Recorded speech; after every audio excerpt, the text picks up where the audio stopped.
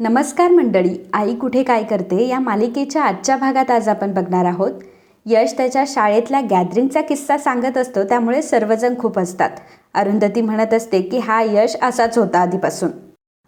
अनिशला ती सांगत असते की यांची सगळी गँगच वात्रट होती. अनिश अरुंधतीला म्हणत असतो की मॅम, तुम्हाला असं वाटतं का की यश आता शांत झालाय, कारण तक्रारी येत नाही ना आता म्हणून. अरुंधती म्हणते की म्हणजे असं काय करतो हा की याच्या तक्रारी येत नाही, असं काय लपवतोय का माझ्यापासून? तेव्हा यश म्हणतो की नाही आई, मी असं काही करत नाही. बरं, केव्हापासून मीच किस्से सांगतोय. बरं आता अनिश तू सांग की तू लहानपणी कसा होतास?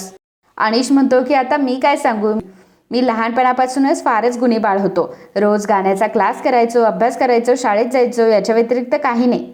आरोही म्हणते की अनिश, मग आपण एक काम करूया, आज हम गाणे की महफिल सजाते. यश म्हणतो की क्या बात है अनिश, आता तर होऊनच जाऊ देत. अनिश म्हणतो की काय बोलतोयस, असं अचानक कसं काय गायचं? यश म्हणतो की अरे अचानक कसं, मला माहिती आहे की तू आणि आई दोघंही गाण्यामध्ये एक्सपर्ट आहात. मग आता गुणी मुलाचं एक गाणं तर होऊनच जायला पाहिजे.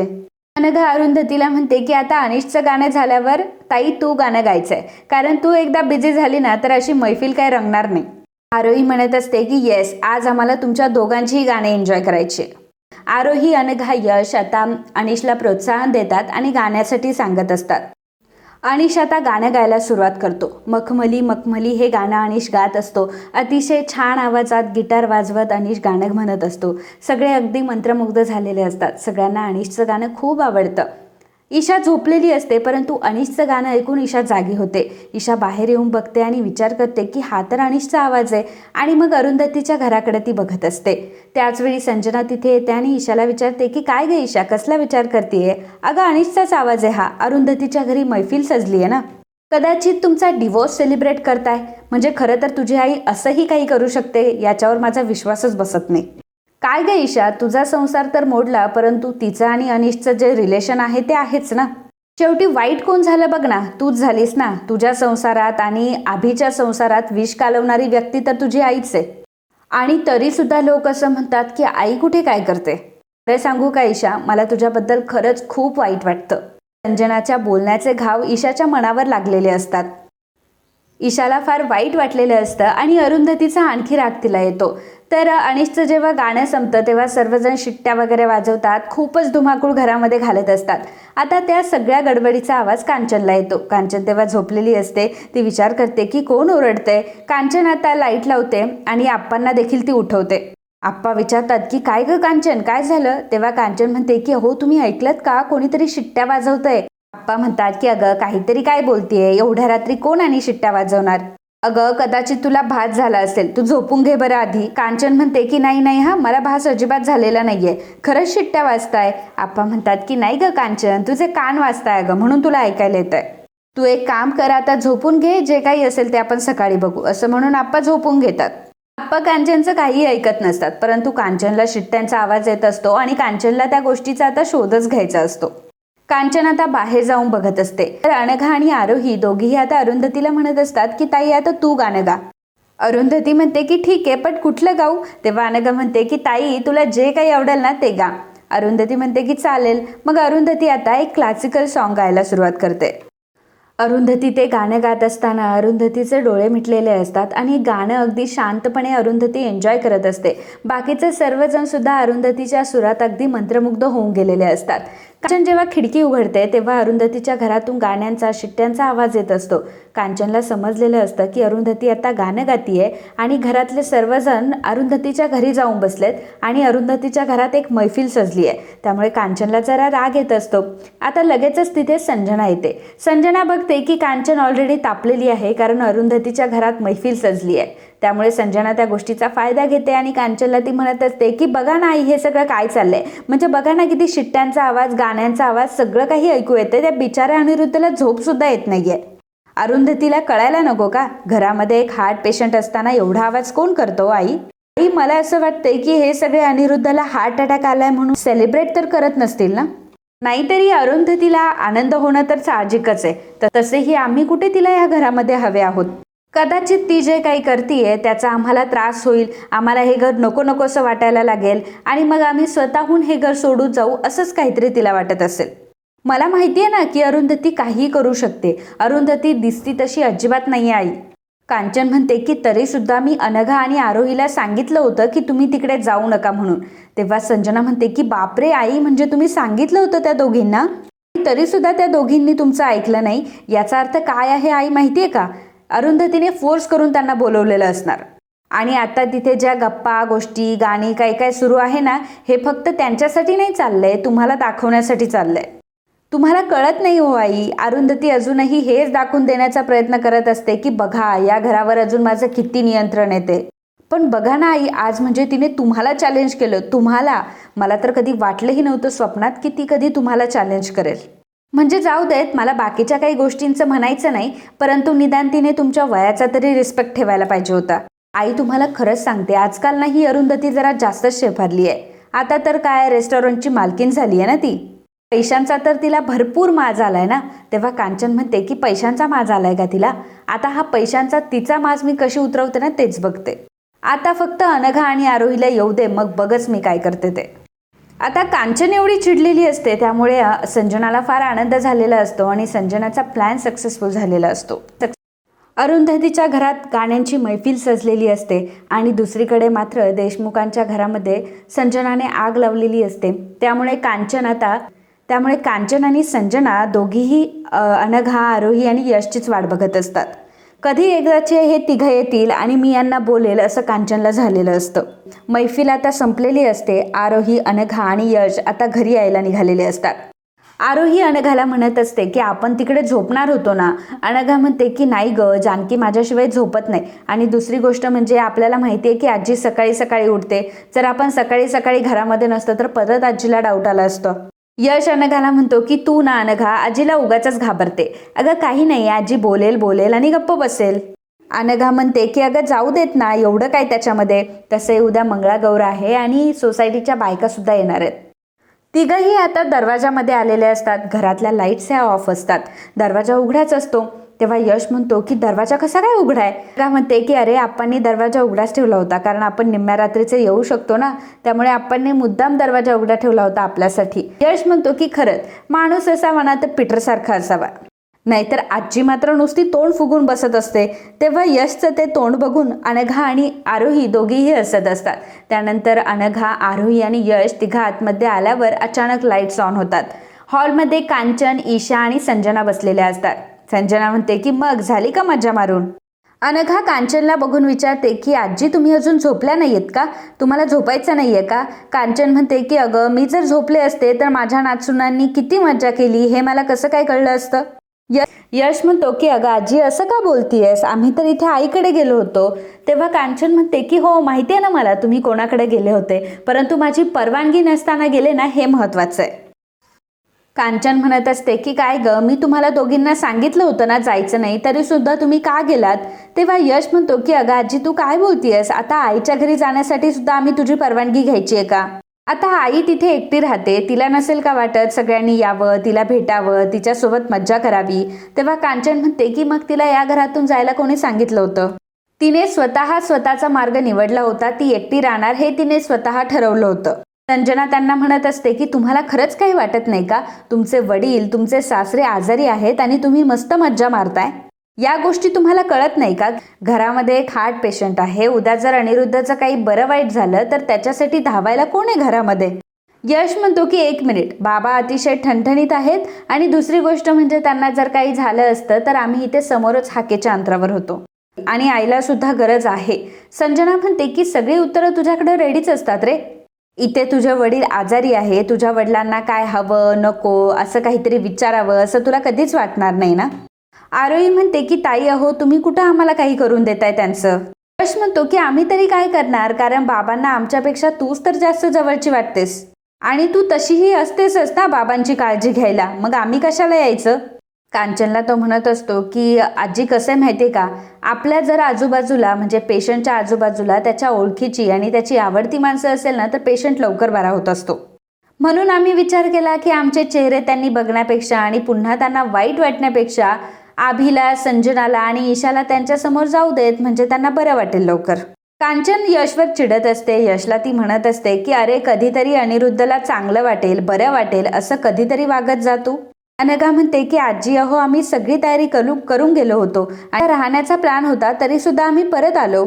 कांचन म्हणते की अरे वा, उपकारच केले की मग माझ्यावर, उद्या काय माझी मंगळागौर आहे. आरोही म्हणते की आजी अहो खरंच असं नाहीये आणि आम्हाला सुद्धा लपून छपून जायला नाही आवडत. आणि तसंही आम्ही आमच्या सासूबाईंनाच भेटायला गेलो होतो ना, आणि तुम्हाला परमिशन मागितली सुद्धा होती परंतु तुम्ही नाही दिली.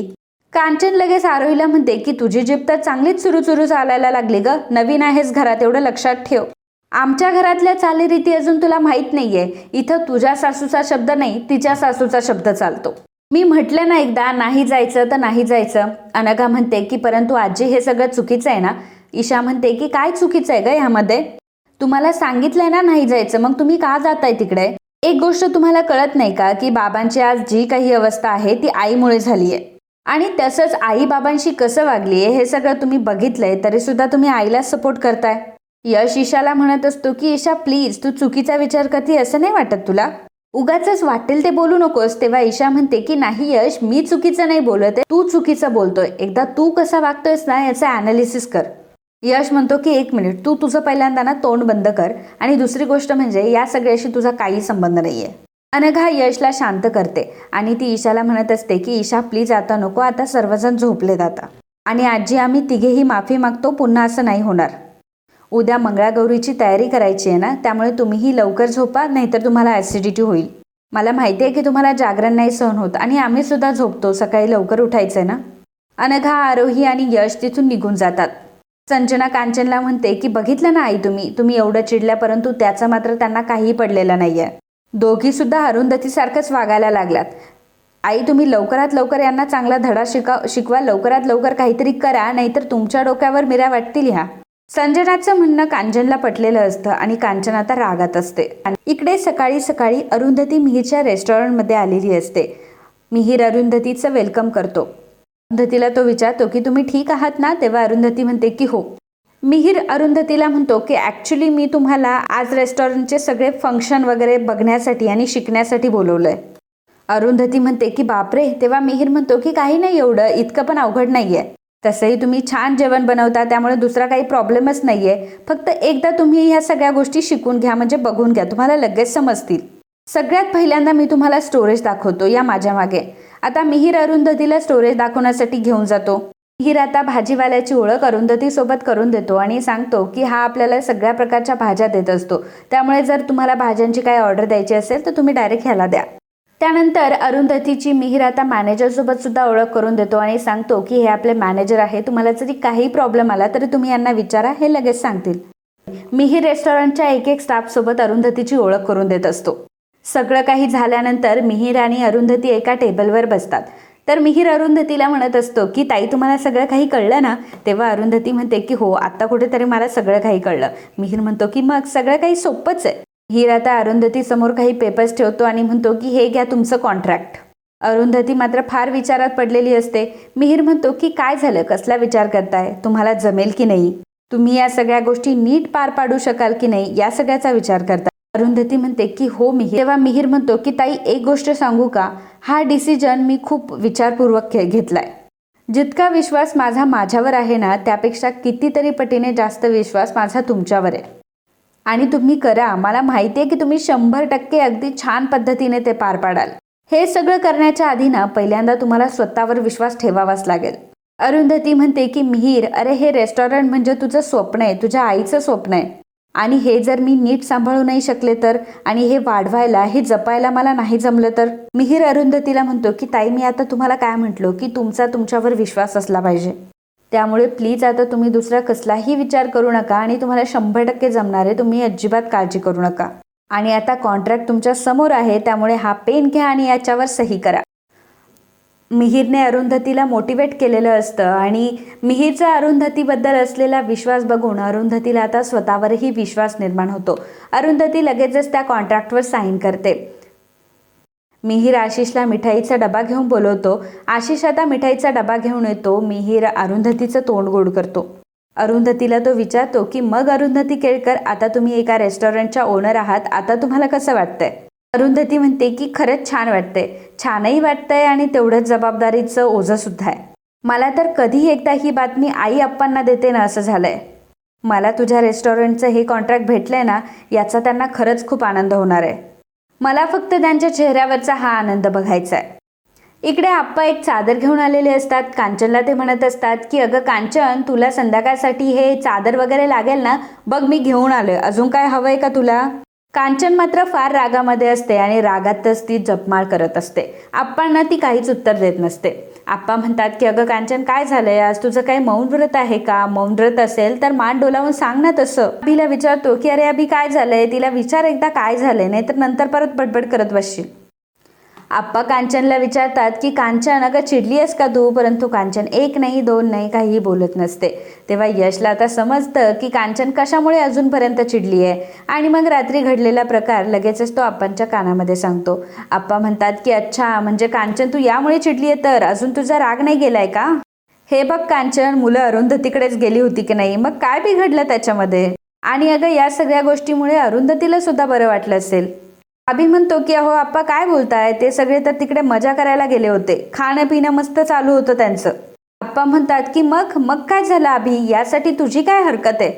अरे तुझी बायको दिवसभर घरकामाला झुंपलेली असते, जानकीचं सुद्धा तीच बघते आणि आरोहीचं सुद्धा काही वेगळं नाहीये. मग मला सांग की त्यातून थोडा वेळ त्यांनी स्वतःसाठी काढला तर त्यात काय प्रॉब्लेम आहे? मी तर म्हणतो की तू सुद्धा जायला हवं होतं, सारखी चिडचिड करत असतो ना, जरा शांत तरी झाला असता. आबी म्हणतो की आप्पा मी कधी चिडचिड करत नाही आणि उगाचच कोणी असं वागलं का मग माझं डोकं फिरतं. पण मी म्हणतो की आजी नको म्हटली होती ना, मग कशाला जायचं त्यांनी? आप्पा म्हणतात की कारण त्यांना मी परवानगी दिली होती म्हणून ते गेले. तेव्हा आता कांचनला तर धक्काच बसतो. तर मित्रांनो, आजचा हा भाग इथेच संपतो. पुढील भागात आपल्याला बघायला मिळणार आहे. अरुंधती देशमुखांच्या घरी आलेली असते. देशमुखांच्या घरी सगळी तयारी झालेली असते. सगळीकडे मस्त डेकोरेशन केलेलं असतं. अरुंधतीला हे देखील माहीत नसतं की आज अनघा आणि आरोहीची मंगळागौर आहे आणि तिला आईंनी सांगितलेलं सुद्धा नसतं. जेव्हा अरुंधती घरामध्ये येते तेव्हा विचारते की काय झालंय, काय चाललंय हे सगळं, आणि आज काही घरामध्ये आहे का? त्यावेळी आत्या सांगते की अगं असं काय करतेस, आज अनघाची आणि आरोहीची मंगळागौर आहे ना. अगं मी पण त्यासाठीच आली आहे इथे. अरुंधती म्हणते की हो का, पण मला माहीत नव्हतं की आज मंगळागौर आहे म्हणून. हे ऐकून अनघा आणि आरोहीला धक्का बसतो. अनघा विचारते की आजींनी नाही सांगितलं का तुम्हाला? तेव्हा अरुंधती म्हणते की नाही, मला कोणी का नाही सांगितलं? तेव्हा कांचन आता डायरेक्टली अरुंधतीला म्हणते की अरुंधती, तू जर या मंगळागौरला नाही थांबलीस ना तर जास्त बरं होईल. कांचनचे हे उत्तर ऐकून अरुंधतीला फार वाईट वाटतं, कारण अरुंधती तिथे वेगळ्या कारणासाठी आलेली असते. तिला तिच्या आप्पांना आणि आईला सरप्राईज द्यायचं असतं, कारण आज ती एका रेस्टॉरंटची मालकीण झालेली असते. तिचं स्वप्न पूर्ण झालेलं असतं. खरं तर हे सरप्राईज देण्यासाठी ती देशमुखांच्या घरी आलेली असते, परंतु देशमुखांच्या घरी मात्र तिला वेगळंच सरप्राईज भेटतं. तर मित्रांनो, आजच्या या भागाबद्दल तुमचं काय मत आहे आम्हाला नक्की कळवा. And if you like my video, please do subscribe, share and comment. Thank you.